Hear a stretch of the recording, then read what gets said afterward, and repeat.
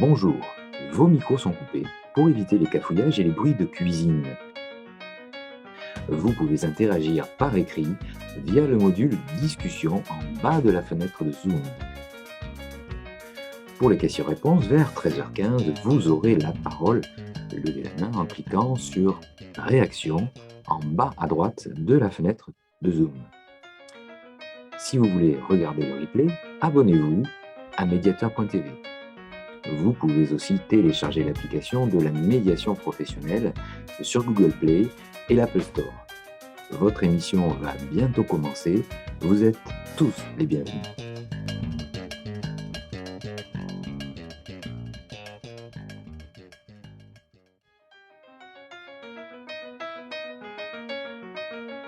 Bonjour à tous et bienvenue à cette nouvelle émission, l'Hebdo de la médiation 2022. Bonjour et bienvenue dans l'Hebdo de la médiation. Bonjour à tous et bienvenue à l'émission L'Hebdo de la médiation, votre nouvelle émission thématique sur toute une année. Bonjour à toutes et bonjour à tous et bienvenue à cette nouvelle émission, l'Hebdo de la médiation. Bonjour à toutes et à tous, l'émission démarre dès maintenant et petit à petit, les personnes arrivent, donc il est possible qu'il y ait encore quelques petits cafouillages sur les arrivées. Vous êtes tous les bienvenus, merci de votre participation à cette émission. Quel générique! C'était vraiment entraînant, on avait vraiment envie, on s'y croyait presque, tu vois. Donc bonjour, effectivement, bonjour à tous. Il nous manque Annie. Je crois qu'il faudrait faire peut-être quelque chose du côté d'Annie, voir s'il n'y a pas un petit pataquès par rapport au lien. En tout cas, je vous remercie tous d'être venus à cette première. On est en train de s'entraîner à faire une émission régulière qui s'appelle donc l'Hebdo de la médiation, avec des thématiques très, très différentes. Vous allez vous en apercevoir. Vous assistez à cette première où il y a des personnes qui viennent de Martinique, on est un petit peu partout, sur toute la France, et puis même des pays francophones. Donc, il ne faudra pas s'étonner. Pour l'instant, on avait plus de 80 personnes inscrites. Vous le voyez, c'est une réunion. On a décidé de faire juste un format réunion et pas un format webinaire, parce que le webinaire, c'est une manière de faire face à une sollicitation plus importante. Là, il s'agit de faire un travail avec des personnes et pouvoir communiquer ensemble. Donc, je vous remercie de venir à ce rendez-vous qui aura lieu tous les mercredis pour parler de situations désagréables de l'existence, mais pas que désagréables. Les relations qui se dégradent, évidemment, c'est notre champ de prédilection quand on parle de médiation professionnelle, mais vous savez que quand on parle de médiation professionnelle, on parle avant tout de qualité relationnelle. On parle également de possibilité de revendiquer, de plainte, mais aussi de reconnaissance, de satisfaction. On parle de litige, de contentieux, de procédure, mais on parle aussi d'externalisation par rapport au système judiciaire, c'est-à-dire un autre paradigme, celui de l'entente et de l'entente sociale. Donc, on parle aussi de projet de vie, il va être question de projet d'entreprise. Et d'une manière générale, je vous le répète, je vous le dirai en permanence, c'est de l'entente et de l'entente sociale dont il va être question, et de tous les éléments qui favorisent l'entente et l'entente sociale. Nous parlerons bien évidemment de qualité relationnelle, de médiation professionnelle, d'ingénierie relationnelle, de management, et on aura l'audace d'aller sur la thématique de la gouvernance. Aujourd'hui, on voit bien qu'il y a quand même pas mal de questions qui se posent sur la gouvernance. Les gouvernants sont-ils formés pour vraiment gouverner? Sont-ils des gestionnaires de crise ou des animateurs d'un projet sociétal? C'est une réflexion qui quand même est importante en matière de médiation, parce que si on ne veut pas se fermer les yeux, on peut regarder très simplement le fait que la médiation est une instrumentation dans les relations, quelles que soient les relations de proximité, mais également les relations de vie en société. Donc, je vous présente mes trois complices qui, pour l'instant, gardent le micro silencieux. Mes trois complices, c'est Jérôme Messin-Guiral, mon premier complice que vous voyez peut-être quelque part sur la galerie, pour moi, il est à ma gauche. Mais pour vous, il peut être à votre droite, ça dépend. Mais enfin, bon, pour moi, il est à ma gauche. Et je ne parle pas forcément politique. Donc, il y a aussi Jean-Bruno Chantraine. Jean-Bruno Chantraine qui, lui, est au centre. Alors, je ne sais pas, vous, comment ça se passe sur votre galerie, mais pour moi, il est au centre. Donc, regardez bien, soyez attentifs. Jean Bruno interviendra et vous verrez que nous nous sommes répartis les rôles avec tous des manières de faire, des manières de concevoir, des idées, la manière de présenter les thématiques. Tiens, Annie est arrivée enfin. Je vois donc ma troisième complice, une complice qui est de naissance, je dirais, hein, c'est Annie Lascaux, que vous connaissez peut-être pour avoir suivi une formation avec elle et pour suivre ses interventions sur l'entente, sur la gym, sur plein d'interventions où elle bosse avec des complices locaux aussi, et je ne dirai pas qui exactement, elle pourra peut-être en parler elle-même un jour. Voilà, donc chacun va présenter un aspect de cette émission et va représenter un aspect de cette émission. Personnellement, moi, je suis l'intervenant pour parler des théories. Je suis le théoricien de la bande. Alors, je vais vous donner une idée comme ça. Si je vous dis, par exemple, Abraham Maslow. Abraham Maslow, il y en a beaucoup qui le connaissent. Hein. Vous pensez quoi? Vous pensez théorie de la motivation, théorie des besoins. Eh bien, ça, c'est mon truc, de parler de théorie. Eh bien, je vous parlerai de théorie, mais au travers de cas concrets. Mais mes complices seront là pour ramener sur le terrain du concret et faire que la théorie, on vérifie si c'est bien quelque chose de cohérent. Hein, je vous dirais que moi, je conteste fortement la théorie de la pyramide des besoins, hein, puisque c'est une représentation élitiste, mais on y reviendra. Je suis toujours tenté d'en parler. Voilà, moi, je vais être le théoricien de la bande des quatre. Maintenant, je vais donner la parole à Annie, qui va, elle, vous parler déjà de se présenter peut-être un petit peu, hein, parce que je fais l'inverse de la manière dont j'ai présenté chacun. J'ai dit Jérôme, Jean-Bruno et Annie. Maintenant, je vais donner la parole à Annie, qui, elle, va représenter les aspects techniques. Annie, tu as la parole. Eh bien, merci Jean-Louis. Bonjour à toutes et bonjour à tous. Oui, je suis arrivée avec un petit peu de retard. Alors effectivement, je suis médiateur professionnel et je vis à la Martinique où j'enseigne la médiation professionnelle localement en Martinique, Guadeloupe et Guyane, et puis aussi animer un réseau de médiateurs professionnels. Alors, tu t'es présenté, Jean-Louis, comme le théoricien de la bande. Ben, moi, je dirais que je suis une technicienne parce que l'intérêt de ces émissions, c'est aussi d'apporter des éléments concrets de la technique, des outils à nos invités. Parce que le médiateur professionnel, c'est un pédagogue qui transmet et qui transfère des connaissances et des compétences. Donc, il y a certaines thématiques qui vont dérouler une réflexion autour de concepts qui apportent des connaissances et qui amènent d'ailleurs à une prise de conscience du fonctionnement humain, du fonctionnement communicationnel des personnes, et puis d'autres thématiques qui vont permettre d'être en prise directe avec des techniques. Donc, on va voir tout à l'heure avec Jean Bruno toutes les thématiques qui vont être traitées. Et par exemple, lorsque nous allons parler de ce que c'est qu'un conflit, de comment une relation se dégrade, de comment on la restaure quand c'est une relation importante pour nous, ben là, on va parler outillage, on va parler technique. Parce qu'il y a toute une instrumentation qui est issue de l'ingénierie relationnelle et qui permet d'anticiper la dégradation relationnelle, d'intervenir sur une relation dégradée pour remettre de la paix, de la sérénité, de la légèreté et bien sûr de l'entente entre des personnes qui seraient en prise à un conflit. Et puis la technique, il en sera également question lorsque l'on va parler de la reconnaissance, qui est un élément essentiel dans les relations, et aussi quand on va réfléchir à comment on peut dire à quelqu'un que ce qu'il dit ou ce qu'il fait ne nous convient pas, mais tout en gardant à l'esprit la qualité de la relation, parce que sinon, je crois qu'on sait faire quand on n'a pas la qualité de la relation à l'esprit.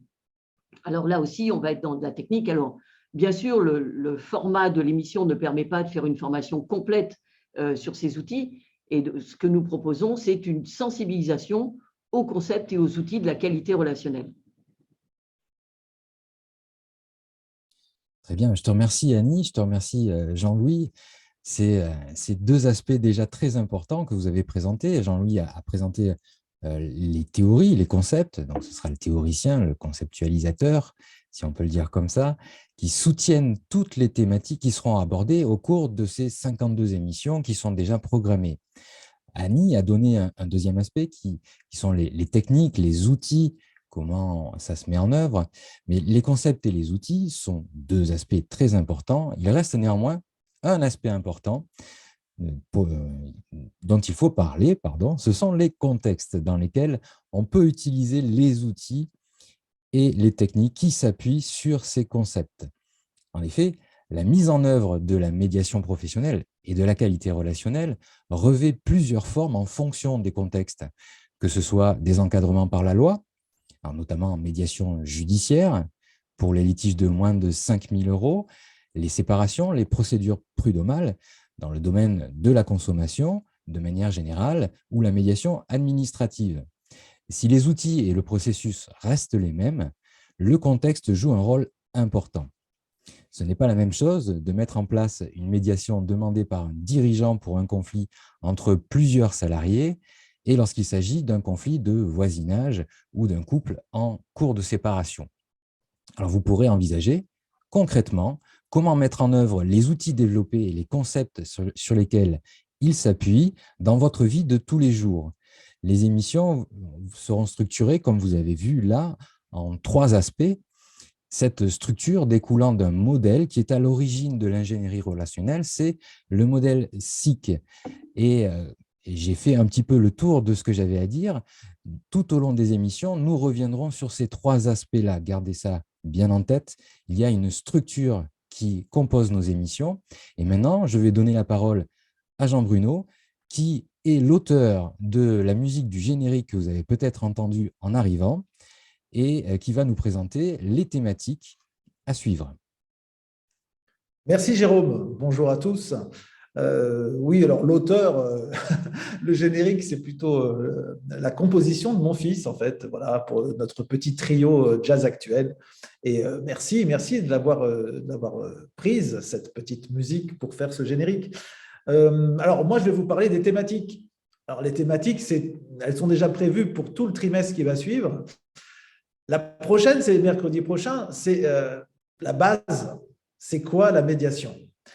C'est une thématique sur laquelle nous allons sûrement pouvoir nous retrouver et asseoir et affirmer cette profession et son unicité, sa différence. Mais vous allez voir que toutes les thématiques ont été faites aussi de manière pratique pour que vous puissiez en retirer un apprentissage, des choses concrètes. Alors déjà, la prochaine, après, c'est quoi la médiation ? Alors, c'est quoi la médiation ? J'aurai le plaisir de l'animer avec Jean-Louis également, avec Jérôme. Vous allez voir qu'on va un peu mettre les pieds dans le plat, comme on sait bien le faire. Et donc, la prochaine thématique, après, c'est quoi la médiation ? Ça sera le 26 janvier 2022. Alors, attention, vous connaissez tous cette thématique, violence et harcèlement au travail. Je vous invite à être très, très nombreux sur toutes les émissions, bien sûr, mais particulièrement sur celle-là. Celle qui suit, ça sera les outils de l'entente sociale. Les outils de l'entente sociale, vous voyez que c'est un sujet vaste, mais sur lesquels les intervenants pourront interagir et sur lesquels vous allez aussi pouvoir repartir avec vos outils pour préserver et pour développer l'entente sociale. La suivante thématique, le 9, ça sera la médiation, un recours citoyen. Ensuite, j'avance, les incivilités et la médiation professionnelle, la reconnaissance au quotidien, le plaisir relationnel et le management et motivation. Sacrée thématique. Ensuite, je vois le 2 mars. Qui suis-je ? Alors là, on y va carrément, c'est vraiment…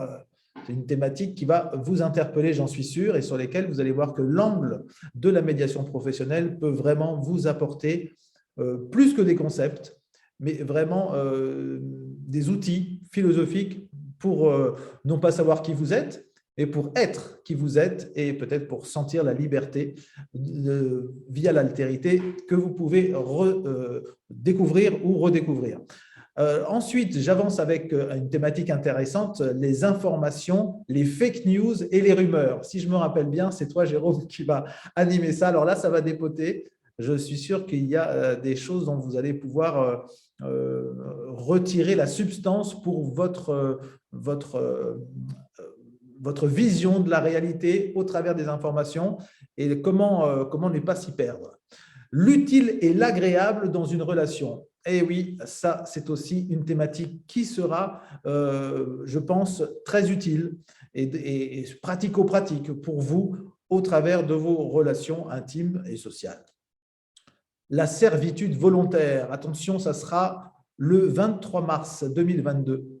Ensuite, la gouvernance, le changement, penser ou réfléchir. Il y a vraiment des différences dans ces deux mots que nous verrons. Comment décider? Donc là, c'est toute la décision que vous allez pouvoir inspecter en vous-même et puis au travers des relations. Crise, ça sera le 27 avril 2022. Crise, mythe ou réalité? Encore une thématique, je pense qu'il sera très intéressant de développer, qu'il sera très intéressant de débattre avec nos intervenants. Voilà, j'ai fait le tour, on arrive fin avril, c'est donc le trimestre qui suit. Bien sûr qu'on a avancé sur toute l'année pratiquement et bonne découverte de cette émission, bonne découverte de vos animateurs et du contenu de ces émissions. Merci Jean-Bruno. Merci à tous d'être présents. Je vois il y a une trentaine de personnes présentes ici. C'est pour une première, c'est pas mal, c'est sympa. Et l'objectif, c'était évidemment de nous adresser principalement aux personnes qui suivent la formation à l'EPMN, mais pas que. Parce que l'objectif, c'est aussi de partager des connaissances, des compétences et de promouvoir la médiation professionnelle avec cette nouvelle outil, cette nouvelle instrumentation. Alors, vous pouvez demander la parole. Vous avez vu, on a pris le format réunion. Vous pouvez demander la parole et on vous donnera la parole avec discrétion et mesure et pondération.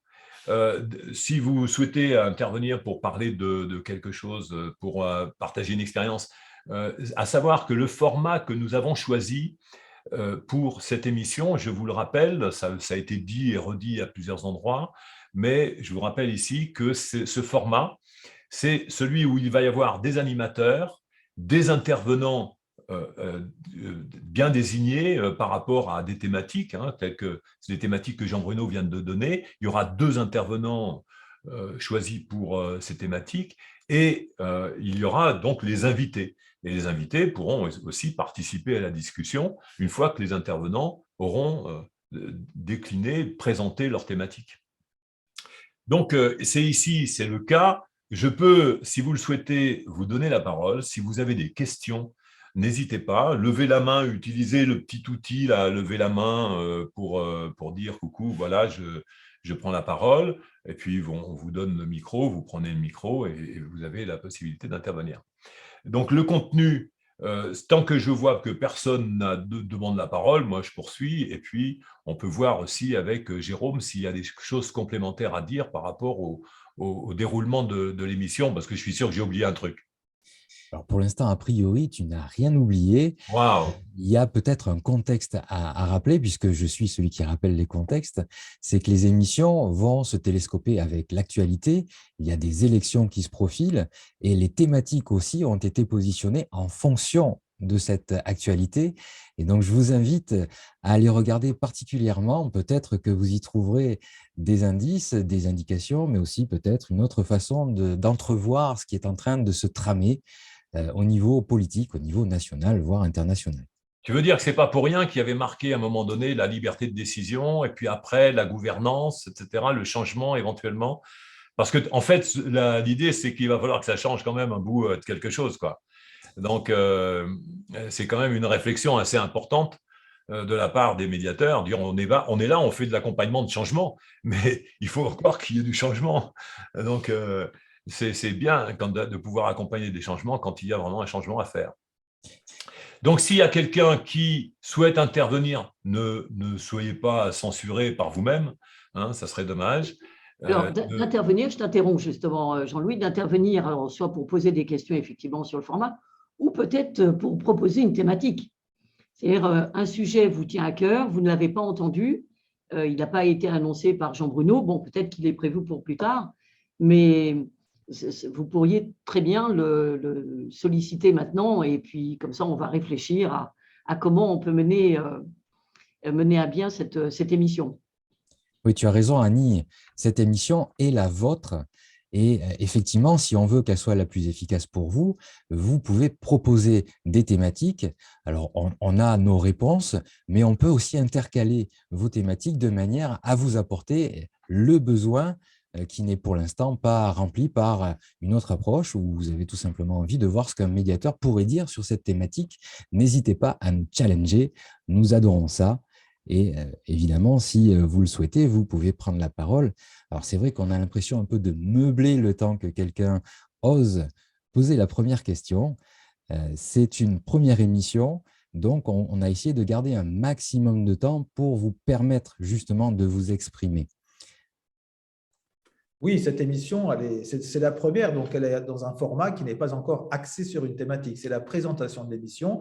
Comme le dit Jérôme, vous êtes acteur de la reconnaissance de cette émission et de son évolution, notamment pour faire du changement. Donc, n'hésitez pas, si vous avez des idées, c'est le moment. Impliquez-vous dans cette émission, c'est la vôtre.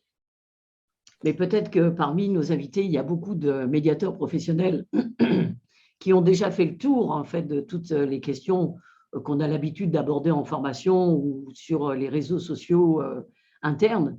Et là, c'est peut-être plus un appel aux personnes qui ne sont pas médiateurs, qui arrivent ici pour la première fois, qui nous découvrent, et justement de pouvoir prendre la parole et puis d'avoir une thématique ou des questions sur la façon dont ça va se passer.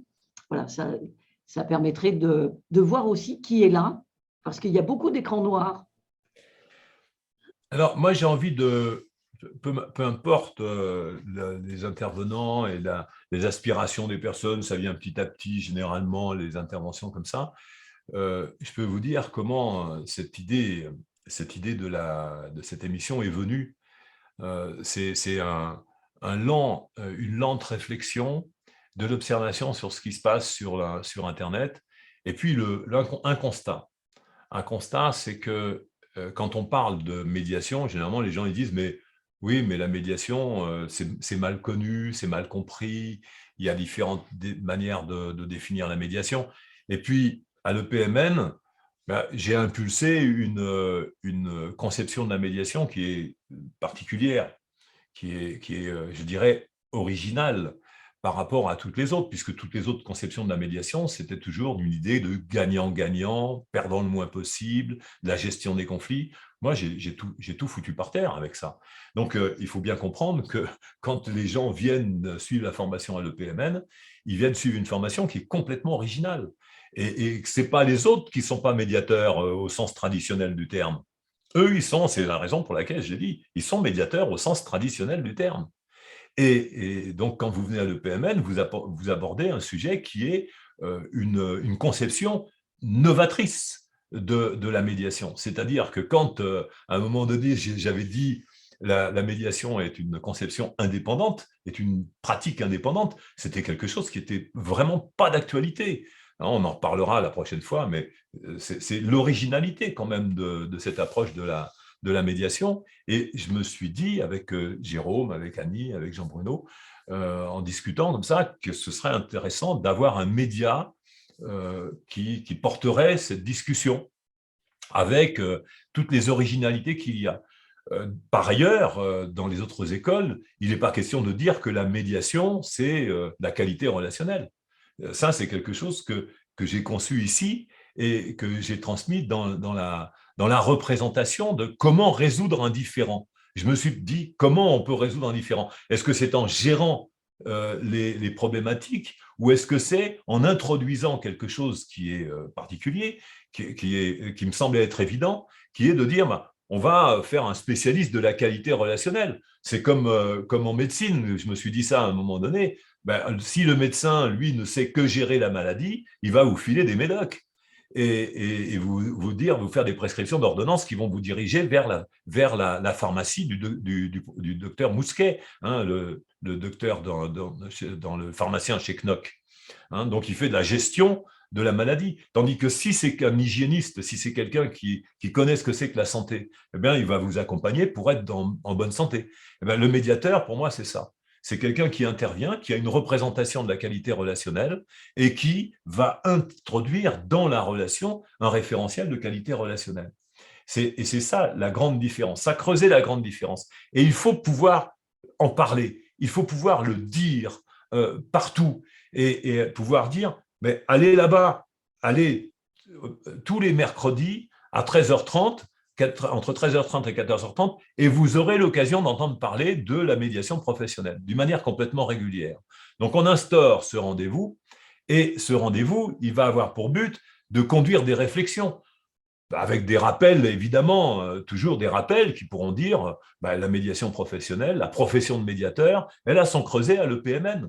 Quand je parlais de profession de médiateur en 1999-2000, personne n'y croyait, je vous le dis, personne. Quand j'ai créé le certificat d'aptitude à la profession de médiateur, les gens ils m'ont regardé en me disant « mais non, ça ne marchera pas ton truc ».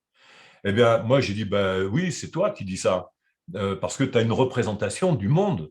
Mais voilà, on a posé le certificat d'aptitude à la profession de médiateur. Maintenant, c'est devenu quand même le premier diplôme de la profession de médiateur, puisqu'il le dit bien, certificat d'aptitude à la profession de médiateur. C'est ça, ça fait une force quand même. Alors, je vous le dis, pour parler de la médiation professionnelle, il y a un langage, il y a des mots, ils ne sont pas compliqués ces mots-là, mais il faut vraiment être à l'aise avec et puis vous dire une chose, c'est que c'est vous qui, quand vous avez suivi cette formation à l'EPMN, c'est vous qui êtes porteur de ce discours. Et c'est avec cette préoccupation-là qu'on va faire ces émissions, de façon à pouvoir, je dirais, banaliser le langage, pas le vulgariser, mais le rendre commun. Hein, je vais prendre un exemple, l'exemple du monde de la psycho. L'exemple de la monde de la psycho, il y a 50 ans, on ne parlait pas de gens parano, mythos, schizo, et pervers narcissiques, et j'en passe, et des pires. C'est devenu maintenant un langage courant. N'importe qui dit n'importe quoi à ce sujet-là. Et regardez bien qu'il y a des gens qui ont été mis au banc de la société parce qu'on a considéré que c'était des pervers narcissiques. Je ne sais pas ce que valent les plaintes des plaignantes concernant Strauss-Kahn, par exemple, hein, mais moi, j'ai toujours trouvé odieux le fait de mettre un mec au banc de la société comme ça, alors qu'il n'y a eu aucun procès, quoi. Il n'y a rien eu, on ne sait pas. On ne saura jamais ce qui était vraiment de cette histoire. Alors, on me dira, ben oui, mais il y a eu un arrangement, etc. Mais oui, mais peut-être que le mec, Strauss-Kahn, il a fait l'arrangement parce qu'il en avait ras-le-bol. Il en avait marre d'avoir une sangsue qui était après lui. Peut-être, hein, mais je ne sais pas. Mais je dis, c'est quand même intéressant de voir une chose au travers de cette histoire. C'est la banalisation d'un langage qui devient commun, qu'a fait du commerce et qui devient le langage de tout le monde. Donc, ce que je vous propose, on invente un métier. Moi, je dis bien, on invente un métier. Au XXIe siècle, j'ai initié la profession de médiateur. C'est incroyable. J'ai initié une profession. Maintenant, vous inventez ce métier. Vous êtes en train de dire, c'est quoi le métier de médiateur? Eh ben, ce n'est pas seulement intervenir sur les situations conflictuelles. Non, non, pas seulement ça. C'est faire de l'accompagnement de projets en qualité relationnelle. Et ça, c'est novateur. Il n'y a pas une autre école de médiateurs qui fait ça. Il n'y en a pas. Ils ne savent pas faire. Parce que tout ce qu'ils savent faire, c'est faire de la gestion de conflits, de la gestion de difficultés, comme s'il y avait une école de médecins qui faisait de la gestion de la maladie. Hein, on le voit aujourd'hui d'ailleurs, des spécialistes de la gestion de la maladie. Ils nous collent chez nous, ils nous enferment chez nous, ils nous demandent d'écrire des ordonnances pour pouvoir sortir de chez nous. Non, mais c'est quand même assez incroyable. On croirait qu'on est dans le cirque du rire, hein, tant qu'on en est là. Mais le pire, c'est que c'est vrai. Donc, on a aujourd'hui différentes écoles de la médiation. Une médiation qui est là, qui est une médiation gestionnaire. On le voit d'ailleurs dans le texte de loi. On parle de formation à la gestion des conflits. Dans le dernier texte de loi qui est sorti concernant l'approche avec le Comité national de médiation sous la tutelle du ministre de la Justice, il y a marqué dessus que les médiateurs doivent avoir une formation à la gestion des conflits. Mais gérer un conflit, c'est bien gérer. Si je gère quelque chose, je l'entretiens. Je réfléchis un petit peu quand j'utilise des mots. Mais on dirait que le législateur, il ne réfléchit pas. Donc, il va bien falloir qu'on donne la possibilité au législateur d'avoir un organe où il va pouvoir écouter et évoluer un petit peu dans sa réflexion et pas suivre des discours standardisés qui enferment. C'est-à-dire que moi, je dis, un médiateur, c'est un spécialiste de la qualité relationnelle. C'est quand même vachement plus, objectivement, vachement plus efficace.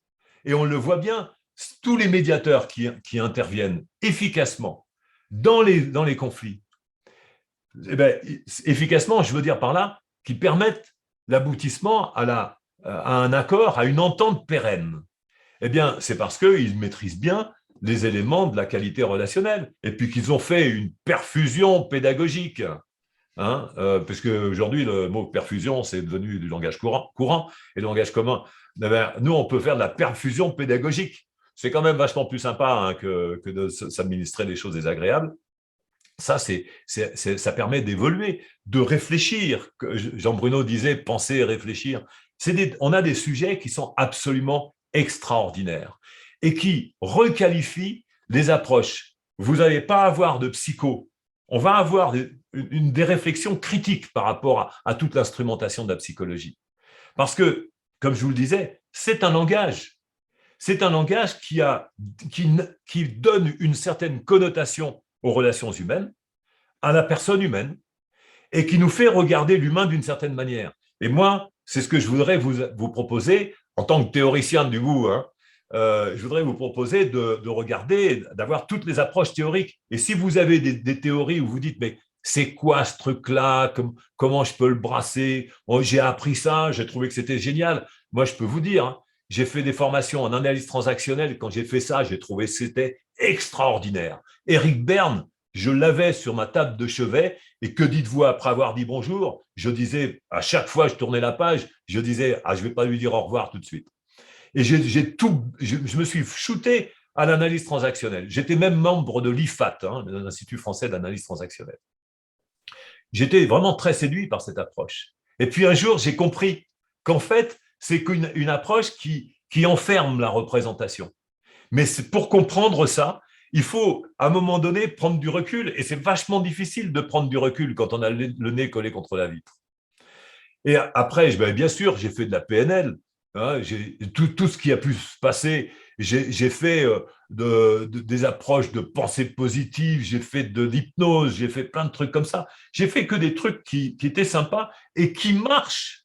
Attention, qui marchent dans certaines situations et qui peuvent être considérés comme étant efficaces. Et je dirais même qui marchent. C'est comme une prière. Ça marche quand on a obtenu ce qu'on a voulu une fois qu'on a fait la prière. On dit, purée, ça a marché ma prière. Mais peut-être que ce n'est pas la prière qui a marché, c'est peut-être parce que vous avez fait pour avoir.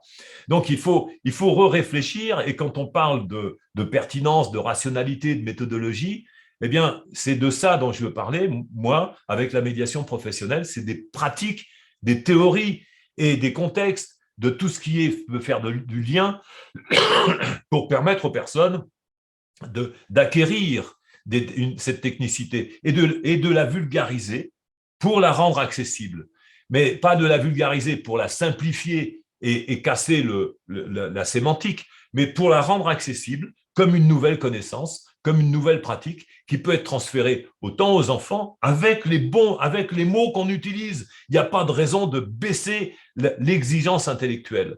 Moi, je suis contre ça. Je suis contre le fait de vulgariser au point de mettre des mots soi-disant plus accessibles. Je suis pour que les mots soient bien utilisés, pour que les personnes utilisent les bons mots et pouvoir grandir. Je ne suis pas pour faire baisser les niveaux intellectuels, je suis au contraire pour faire élever les niveaux intellectuels. Alors, à savoir, au passage, tu vois Carole Pellissou qui arrive, donc je vais l'admettre, je vais vous dire au passage que je suis un autodidacte. Alors, c'est peut-être ça qui fait la différence. Puisque je suis un autodidacte, c'est-à-dire que j'ai dû créer tous ces outils, réfléchir pour pouvoir développer cette technicité. Et donc, j'ai toujours considéré que c'était important d'apprendre les choses, d'apprendre, de se cultiver. Je trouve que les médiateurs professionnels doivent être d'un très haut niveau de culture, Oui, c'est-à-dire et exigeants avec eux-mêmes, non encore plus formateur. exigeants. Comme je vois des coachs sportifs, là, sur la chaîne, là, sur Internet, qui sont vraiment très exigeants, vraiment. Et là, on dit, mais ils sont exemplaires. Eh bien, les médiateurs doivent être exigeants en culture. Être exigeant en culture, ça ne veut pas dire ne pas considérer qu'on est parfois entouré de cons, hein, parce que ça va plus vite de dire c'est un con celui-là. Moi, je ne dis pas que les médiateurs ne doivent pas dire ça. Je dis seulement qu'ils doivent avoir conscience de quand ils le disent et de l'intérêt de le dire. Hein. C'est parce que c'est des terminologies simplificatrices. Mais à savoir que nous ne sommes pas forcément toujours exemplaires, mais on doit rechercher cette exemplarité.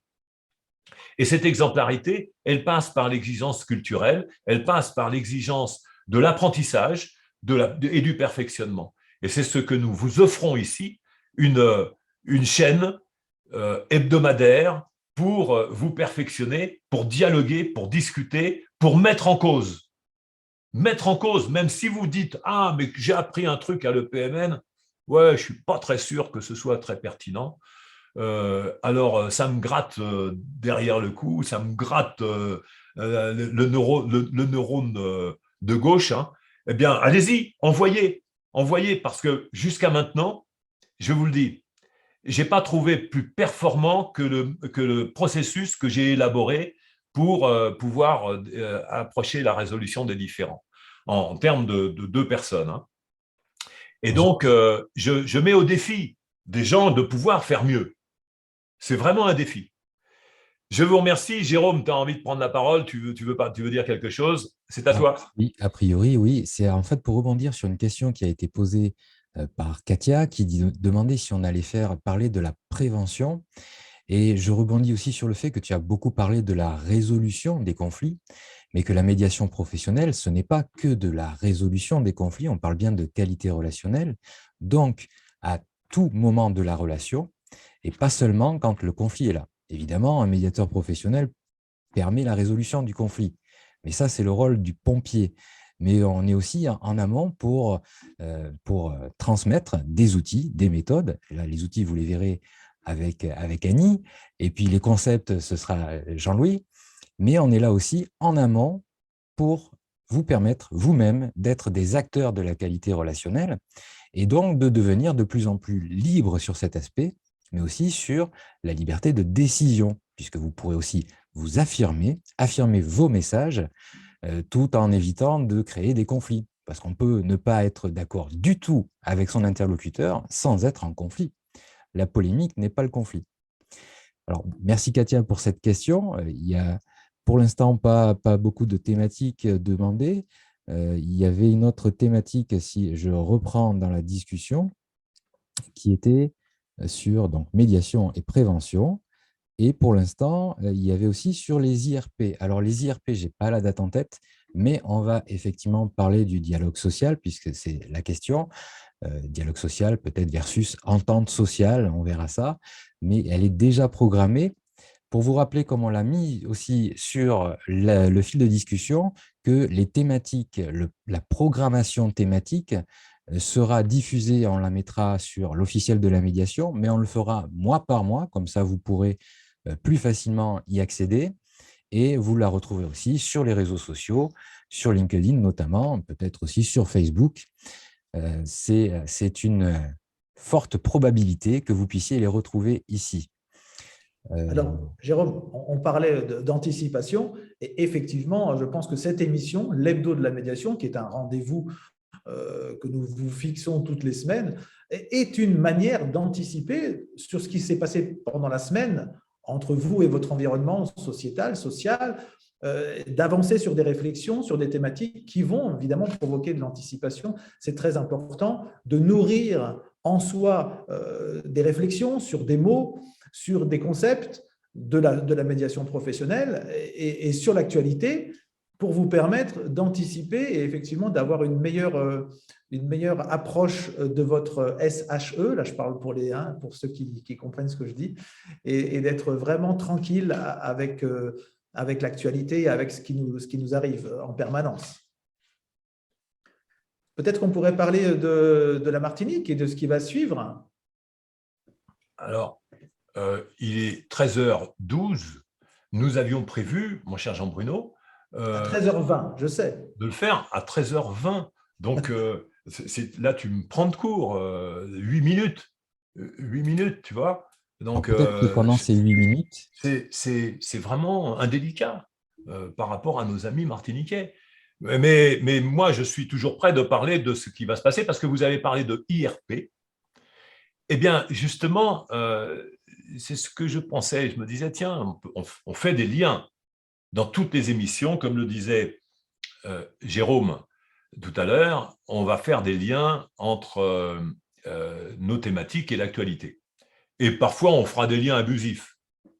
Mais on vous le dira quand même quand on fera des liens abusifs, c'est-à-dire qu'on parlera d'un sujet et puis on parlera de l'actualité qui n'aura pas forcément un lien avec le sujet, mais parce que ça sera l'actualité de la médiation, par exemple.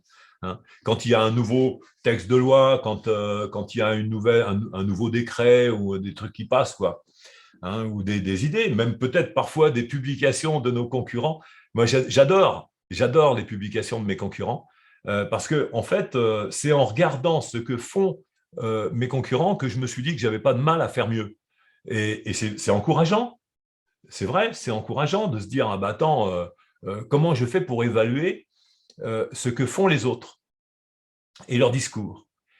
Et j'ai été vraiment très intéressé par les publications, les différentes vidéos, tout ce qui sort. Et parfois, même quand il y a des articles, de très bons articles que je signale sur le Workplace, vous avez des articles sur le droit, par exemple. Si vous allez sur la commission juridique, je publie, je donne des liens vers des articles qui sont produits par des avocats sur les différents sujets de la médiation.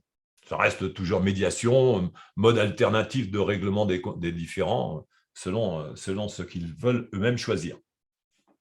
Donc, c'est vrai que quand on parle d'IRP, on parle de relations avec les syndicalistes, avec les partenaires sociaux, mais je vais parler principalement des syndicalistes. Et comme il va être tout à l'heure question de la relation avec les événements qui ont lieu en Martinique et en Guadeloupe, mais principalement en Martinique, eh bien, à 14h, on va faire une première, c'est qu'on va animer une discussion avec les leaders martiniquais des différents mouvements syndicaux et des personnes qui ont choisi de prendre la parole aussi pour dire leur insatisfaction sur la manière dont les choses leur sont imposées en Martinique. Alors, c'est pour permettre, comme je vous le dirai tout à l'heure, pour permettre à ce public, à ces citoyens, d'être entendus. C'est-à-dire que jusqu'à maintenant, dans les médias traditionnels, ils n'ont pas un lieu pour être entendus, ils ne sont pas reçus, ou quand ils sont reçus, c'est toujours coupé.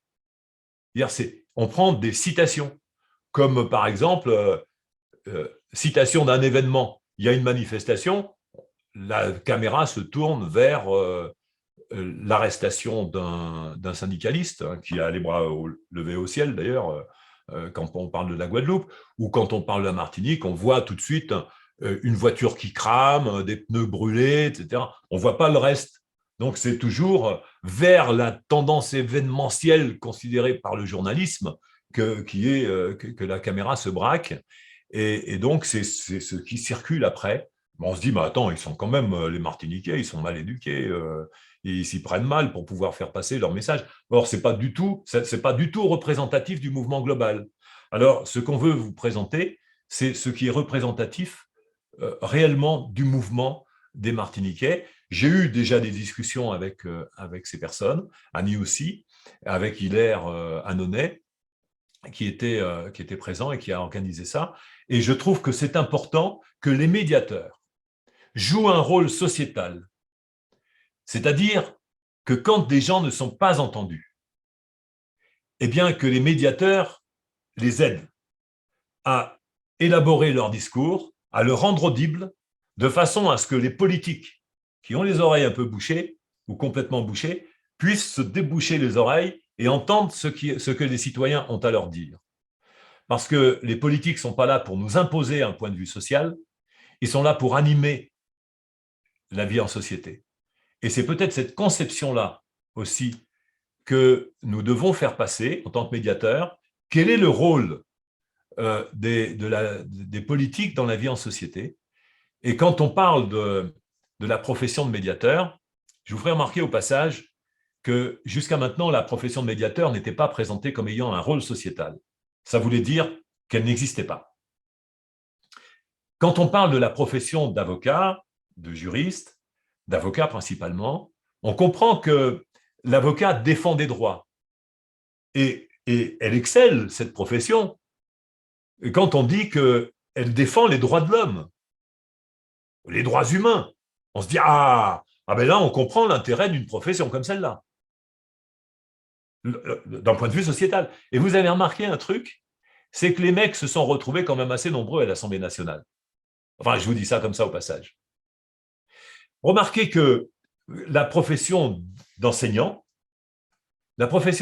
aussi, c'est une profession qui fait de l'épicerie dans la petite école, de l'épicerie de l'éducation, de l'instruction, mais aussi quand elle excelle, cette profession d'enseignant, lorsqu'il s'agit de défendre le droit à l'éducation pour tous. Oui, la profession d'enseignant a un rôle sociétal. Elle est fondatrice. C'est plus le précepteur qui allait donner l'enseignement et transférer la connaissance à des gens qui étaient des riches et qui seuls avaient accès à ces connaissances. C'était l'exclusivité. Non, l'enseignant, il est républicain. C'est la chose commune, c'est le partage de la connaissance. Alors, quand on parle de l'utilité sociétale d'une profession, que ce soit les professions d'enseignant, la profession d'avocat, on peut se poser la question de ce que c'est que l'intérêt de la profession de médiateur. Eh bien, je vous le dis, et on vous le répétera, parce que ça, il faut que ça soit dit et répété. L'intérêt de la profession de médiateur, c'est non seulement d'entraîner les gens sur l'entente, mais c'est aussi pour qu'il y ait une entente, il faut que les gens puissent librement s'exprimer, librement décider. Donc, la profession de médiateur, elle défend, elle représente, elle témoigne de la nécessité du droit à la liberté de décision et à la liberté également pour pouvoir d'expression, à la liberté d'expression. C'est ces thématiques-là. Vous voyez bien que la profession de médiateur, sociétalement, bon, elle fait de la petite épicerie avec… je ne suis pas en train de critiquer les petits épiciers, au contraire, c'est nécessaire d'avoir des épiciers de proximité. Enfin, maintenant, ça devient un peu plus compliqué, mais c'est quand même nécessaire d'avoir cette intervention locale. Mais plus généralement, quand on parle de la profession de médiateur, il faut qu'on parle de la profession de médiateur comme la profession qui aide les personnes à s'exprimer, qui favorise l'expression et qui aide à la liberté de décision. Là, vous avez une profession qui est vraiment ancrée solidement dans sa justification sociétale. Maintenant, si vous n'êtes pas d'accord avec moi, il est temps de vous exprimer. Mais si vous êtes d'accord avec moi, vous pouvez le dire aussi. Dire génial, super et tout. Voilà, je vous remercie. J'ai dit ce que je voulais dire. J'ai présenté déjà ce qui va se passer à 14 heures. Et je te ferai remarquer, mon cher ami Jean-Bruno, qu'il te reste 9 minutes maintenant pour pouvoir prendre la parole et te débrouiller avec Jérôme et avec Annie. Alors, justement, il y a une petite question sur le chat. Et comment, justement, le médiateur pourrait agir dans ce conflit qui n'est pas un conflit entre deux personnes? Est-il possible d'amener à l'entente dans ce cas? Qu'en penses-tu, Jean-Louis? Tu vois, là, je baigne. Mais là, je vous dirais, allez voir à 14 heures Mais je vais répondre en partie à votre question. C'est un conflit. C'est vrai. Un conflit qui ne devrait pas exister. C'est un conflit entre la gouvernance et une partie des citoyens. Ça ne devrait pas exister. Les gouvernants sont là pour animer la vie politique. Alors, on va dire, de façon à ne pas employer ce mot-là un peu, qui est devenu un peu vulgaire et puis avec lequel les gens ne sont pas très à l'aise, on parlera de vie sociétale. Mais en fait, c'est la même chose. Hein. C'est la vie politique. Ils sont là, ils ont le devoir d'animer et ils sont élus pour ça. Ou alors, on prend des dictateurs et puis on clôt la discussion. Ils sont là pour pouvoir animer cette discussion entre des personnes. Et là, ils montrent leur incompétence, leur limite de compétence. Parce que si des citoyens en arrivent à taper violemment à la porte de la société, c'est qu'ils ont été foutus à la porte de la société. On ne peut pas critiquer quelqu'un sans avoir la lucidité de ce qui se passe. Voyons, il y a des personnes qui sont en charge du dialogue sociétal, du dialogue entre les citoyens, et qui ne le font pas. Ils envoient un médiateur, et quand vous écouterez ce que des personnes qui ont participé à la médiation organisée par le gouvernement, qui est déjà problématique de dire on envoie un médiateur, ça veut dire qu'on envoie quelqu'un qui va nous remplacer dans notre rôle. C'est quand même problématique. Normalement, ça ne devrait pas exister. On devrait voir le président se déplacer et aller voir les citoyens. Il y va bien lorsqu'il y a un petit accident de vélo ou un petit accident de voiture et qu'il y a des morts. Là, c'est des morts sociaux qu'il y a. C'est quand même très problématique. Le président devrait aller se déplacer et aller discuter avec les citoyens. Là, on pourrait se dire, ah, il se passe quelque chose. Mais discuter, pas chercher à imposer son point de vue, à entendre, à écouter et à prendre en compte. Alors, ce que je vous dis, c'est que moi, je refuse l'idée qu'il y a deux camps. Pour moi, le gouvernement ne peut pas être un camp. Par contre, il y a un groupe de citoyens qui ne sont pas entendus. Alors, nous allons les aider à faire entendre leur point de vue. Nous allons les aider à énoncer leur point de vue pour qu'ils puissent être entendus, pour qu'ils puissent éventuellement, au mieux, si jamais on pouvait y arriver, être compris. Mais nous allons réaliser notre devoir. Notre devoir dans notre profession, c'est d'accompagner les personnes qui ont des difficultés à se faire entendre. Donc là, nous allons faire ce travail. Alors, c'est vrai que j'aime bien l'idée le titre de l'émission, c'est « De cœur et de raison, des Martiniquais parlent à tous les Français ».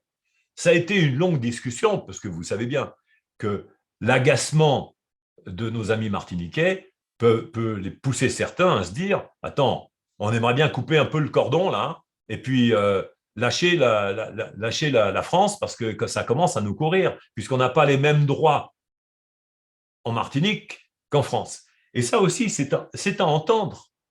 Il faut que les gens entendent ça.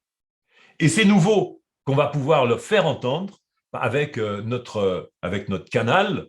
Je disais, hier, il y avait les radios libres. Hein, quand j'étais plus jeune, j'ai participé à des radios libres. Ça n'a pas duré longtemps. Hein. Mais bon, ça a duré quand même un peu, on s'est éclaté. Ben maintenant, il y a le virtuel libre. On peut librement donner la parole, organiser la parole, faire en sorte de faire entendre les personnes et de faire en sorte que ce soit quelque chose d'audible et de grande qualité. Et j'espère bien que c'est ce qu'on va faire avec vous, et c'est ce qu'on va faire ensemble. On a cette préoccupation de qualité de nos émissions, mais ce sera des émissions sans concession, puisque vous savez bien que pour qu'une médiation éventuellement aboutisse, pour qu'une prise de parole aboutisse, il faut qu'elle soit sans concession, il faut qu'elle soit de qualité. Et c'est ce que nous allons faire en sorte de garantir ici avec Jérôme, Annie et Jean-Bruno. Je vous remercie. Moi, j'en ai terminé de ma prise de parole. Je laisse la parole à mes 3 complices. Eh bien, peut-être pour dire, j'ai envie de dire comme Lydie qui a mis un commentaire tout à l'heure là en disant que ces hebdos vont être palpitants. Je pense également que ces hebdos vont être palpitants. Dans 3 minutes, notre première émission se termine, donc c'est peut-être l'occasion de rappeler que dans une demi-heure sur librement.tv, il y a ce rendez-vous avec les Martiniquais. Et puis la semaine prochaine avec Jean-Bruno, puisque c'est Jean-Bruno qui va animer cette première émission avec une thématique. Donc la thématique de c'est quoi la médiation? Je crois qu'effectivement là, on va mettre aussi les pieds dans le plat et ça va être palpitant. Merci à tous. Alors, dans l'actualité, il y a encore cette semaine un autre événement. Vous avez l'émission spéciale Martinique qui commence à 14 h, mais vendredi, toute la journée, nous avons la journée internationale de la médiation professionnelle. Et la thématique cette année, il me semble que c'est sur l'enfance, l'enfant d'hier, d'aujourd'hui et de demain, dans tous les contextes de la médiation et avec des professionnels qui vont pouvoir intervenir. Il y aura même une table ronde à midi. Ce que je vous propose, c'est de partager avec vous le petit teaser qui a été réalisé afin que vous preniez connaissance de toutes ces informations, petits détails. Pour vous inscrire à cette journée qui sera en mode webinaire cette fois-ci, vous allez sur journée-médiation.com. Et maintenant, je partage avec vous, si je retrouve mon curseur, c'est le direct, je partage avec vous la vidéo.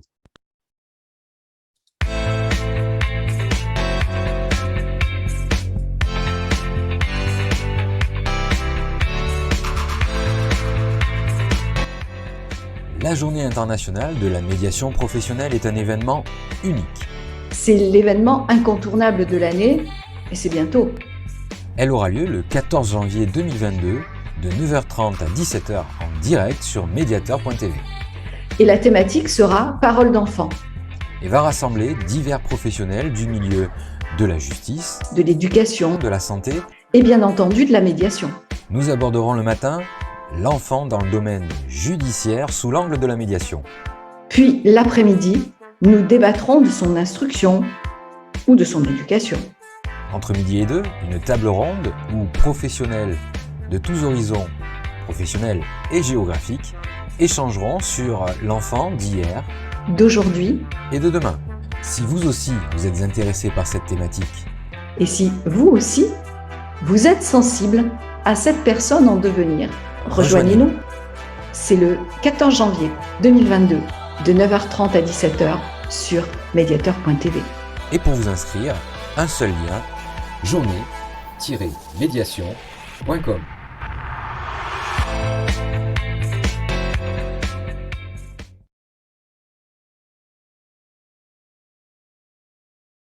Et voilà, c'était super, j'allais dire, super, merci, merci Jérôme. Il est 13h30, passé. Nous n'avons donc plus qu'à remercier tout le monde. Et merci à tous. Merci. Mercredi prochain rendez-vous, 13h30. 12h30. La médiation. 12h30, 13h30. J'ai déjà envie de terminer, moi. 12h30, 13h30, tous les mercredis. Et donc, merci beaucoup à vous d'être venus, d'être restés, d'avoir été attentifs. Je vois qu'il y a 2 personnes qui viennent pour la fin. Donc, voilà, vous arrivez, pour ceux qui arrivent et puis que c'est terminé, sachez que c'est terminé, que maintenant, il va falloir que vous regardiez le replay parce qu'il y a un replay. C'est ça qu'il y a de bien avec ces outils-là. C'est que vous allez pouvoir vous re-shooter à nous-mêmes. C'est formidable, non ? Donc, je vous souhaite un bon après-midi, peut-être à tout à l'heure, sur l'autre format, qui va être un format webinaire à 14 h. Donc, dans peu de temps, je vous souhaite un bon petit graillon, si jamais vous allez manger. Hein. Bon appétit, et puis à tout à l'heure, ou alors à la semaine prochaine. À très bientôt. Au revoir. À bientôt. Au revoir.